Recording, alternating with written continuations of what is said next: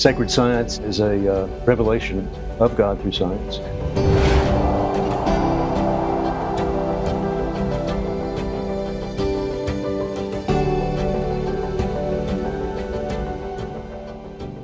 In your book, you talk a lot about junk DNA and how it used to just be considered junk, but it's a big part of the story. You want to unpack that? There are multiple codes within DNA, one of which is to reproduce itself. It's just 4 letters, and through complementary binding AT to CG, the double helix unwraps and creates 2 new double helices. There's a triplet code that codes for proteins. There are 20 amino acids, and there are 64 triplet codes, and those triplet codes can tell the protein factory which amino acid do I want to add to this growing protein chain. The other vastly important type of code is the regulatory gene. It works in the genome, and it tells genes, hey, it's time for you to get active, or it's time for you to be quiet. For years, we talked about junk DNA, and it turns out that's not really a very accurate statement, because in that junk DNA is the home of the regulatory genes. They don't go out to the protein factory. They stay within the genome. And think about the developing fetus. Now it's time to make an eye. Now it's time to make the liver. And they are orchestrating like an orchestra conductor when genes should become active and produce their product. The other thing that happens in the junk DNA is the gathering, the pre-assembly of genes for the future. The, quote, junk DNA is the nursery.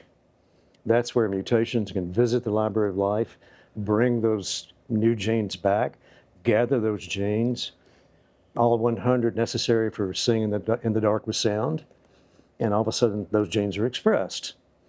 So junk is a misnomer. There is quite a bit of DNA we don't understand its full function, but there's regulation. There are genes that produce proteins. There are genes that regulate. And then there are genes that provide a nursery for the assembly of ideas for the future.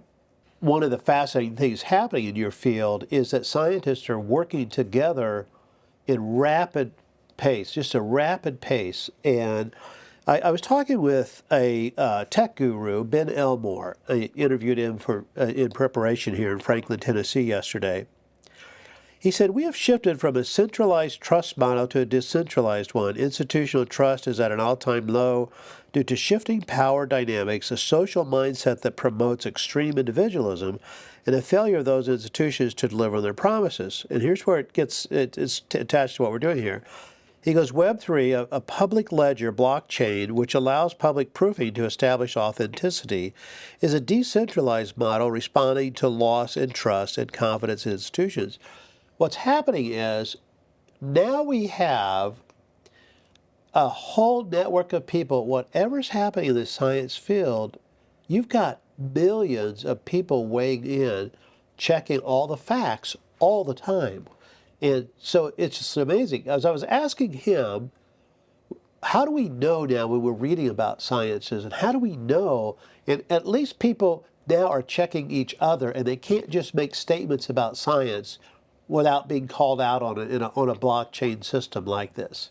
So I don't know how that factors into a lot of your research. He also says, the idea of own my own truth is insidious, as we need a truth that lives outside ourselves to anchor ourselves against the subjectiveness of the world. We are not capable of defining truth for ourselves as our self-interest gets in the way.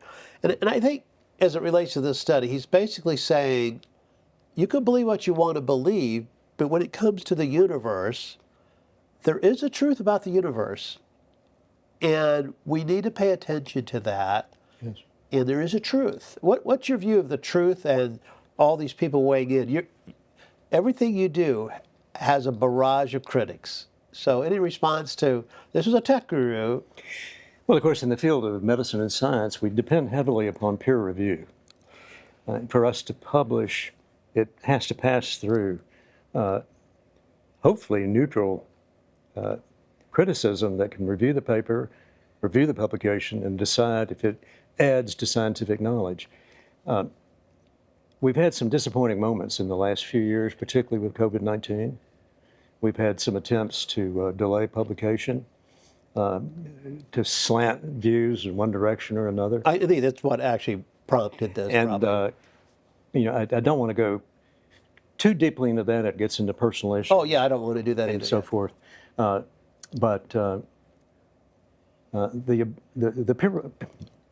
peer review is essential for quality science. And now, sacred science, you are my peer reviewer. You are a reader. I will have multiple peer reviewers. And I'm sure I will have multiple feedback, people who will disagree with multiple concepts. And that's healthy, and that's the way it ought to be. And in sacred science, I give my understanding of the literature, my understanding of actually teaching a course for gosh, almost 40 years, my attempt to synthesize that. And I suspect I'm going to have realistic criticism, good ideas that perhaps I should have expressed things in a different way. That's the way science should be. And you do come to a place where there is evidence that it's not the law of non-contradiction, because you can't really definitively say some things right now. And unfortunately, too much in education has given up on the law of non-contradiction, where opposing facts are both seen as true. And what you're doing in your book, you're saying that can't happen. You either have a fact, like Einstein, just give me one fact and disprove this. Don't get 100 people to write against me. Yeah. And I think you've done this with a smile. And what I like about what Ben Elmore says here is that, look, we're being held to a higher standard these days because people will check us out. I wrote a piece on the meltdown over Sodom among scientists. And it was interesting, and it was, I think, the most read article for a couple of days, Religion News Service, where there was new information about burnt roofs in a city around Sodom. And then all of a sudden, you have all of these scientists in the same peer-reviewed journal, at odds with each other over what those results actually meant. Was it an asteroid? Was it simply a fire? And so for me, as an outsider, I'm not a scientist in your sense, but we can look on, and as long as there's a way to read peer-reviewed journals, and we realize that those might be proven wrong at some point, but it's the best we have with the information in front of us. And I think that's what you've asked us to do with this book. Well, the definition of science, to be good science, it has to be falsifiable. It has to put itself up for review and the ability to be refuted.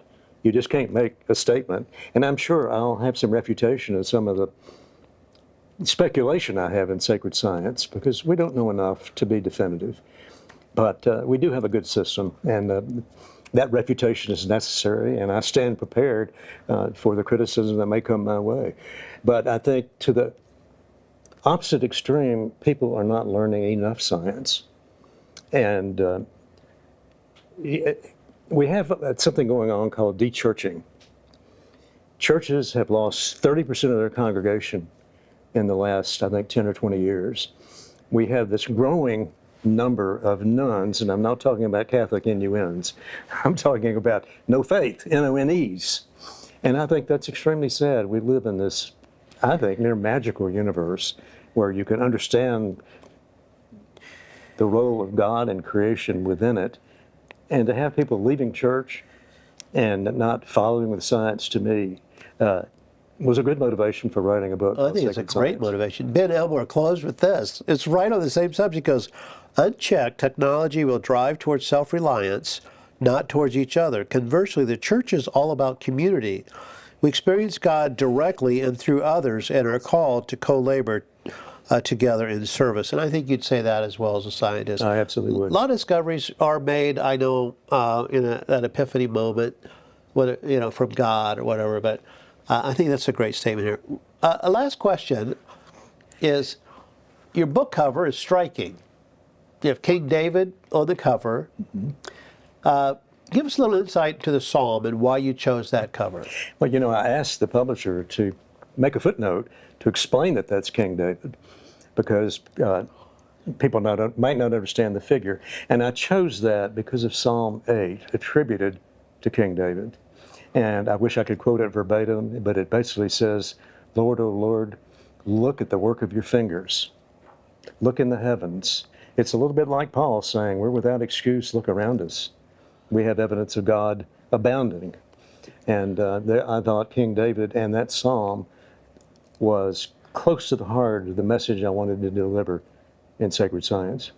That's good. And in my field of archaeology, my main field, what's interesting with David, it has to do with data, is when I was going through school in Israel and back in the States, there was a whole group of scholars who said that King David was mythical. He didn't exist. And then they found the Tel Dan inscription. It says, from the household of David. And all of a sudden, one artifact that it forced them to put him in the historic context of the Bible. And so the absence of evidence is not evidence of absence.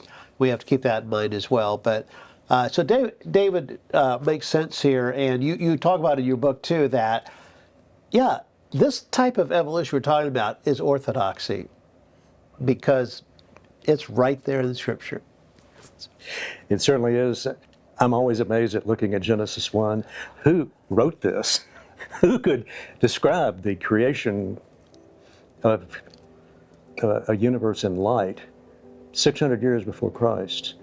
And what then amazes me is who could then delay the creation of the sun to the fourth day? What was this like? And all of a sudden they also, on the fourth day, see the hanging of the sun. Meanwhile, the Egyptians are riding around in their chariots, praising the sun as God. So I've proof enough when I encounter someone who may not believe. I go to that point exactly. Who inspired this Genesis 1, the creation of the universe in light, a delay in hanging the light we all know, the sun, on the fourth day? Wonderful.